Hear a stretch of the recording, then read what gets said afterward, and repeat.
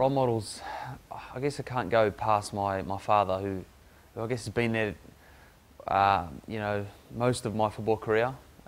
First year, as I said, my parents didn't know much about football. They didn't know about me playing the game, but it was great for him to jump on board and I guess to follow me all the way. So my father was my biggest fan, and he's my biggest fan growing up, apart from my wife these days. And he gets out there to every game, and he's fully supportive. Being a footballer, you haven't got a choice, to be quite honest, to be a role model. But in saying that, it is an honour, because there is a lot of kids out there that, that are watching, I guess, my footsteps, and it's very important. I treat it as a 24-hour job, and I'm seen in the public eye for every action that I'm doing, every step that I take. So for me, it's very, very important to think what I'm doing. So I guess the way I want to be seen is, to be honest, and that everything that I do, I want to be seen that I'm giving 100%. Loving my role as an ambassador of the AFL, multicultural ambassador.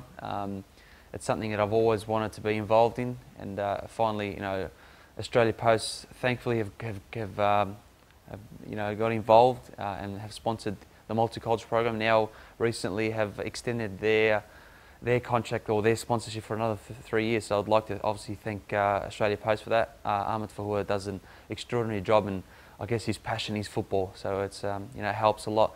But programs moving on from last year, obviously I want to take the next step and make the Bachar Houli Cup a national program, whereas last year it was just a program for Islamic schools in Victoria. But thankfully the government has funded this program.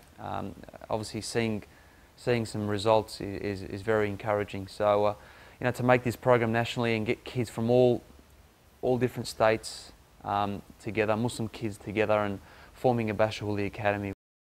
So we want to get these most talented kids, probably 25 to 30 students / young footballers from all around Australia, into an academy, and have some guest speakers, some quality guest speakers throughout the camp, take them through a training program, through health, nutrition, all these type of things. Just an insight of what it takes and to become an elite footballer. Ultimately, I just want to see more young Muslims fulfill their dream, and I know that most kids, if not all kids, that are playing football from my community want to reach the highest level, and everyone wants to reach the highest level because that's their ultimate goal. Yes, it's all about fun, but if you can make a career out of it, why not? So ultimately, I want to see as many young Muslims grow up and I guess make the highest level.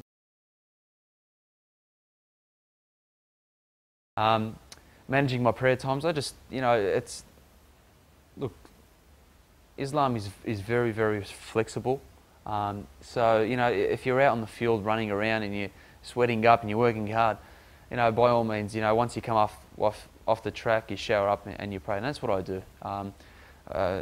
In saying that, I do my best not to miss a prayer, and if I know that I'm going to miss a prayer, I'll do it before training, or if I have to come off midway through training and do it, I'll do it. But so far, I've been in the system for 7 years and never had to do it. So it's second nature. It's part of me. So it's definitely not a problem.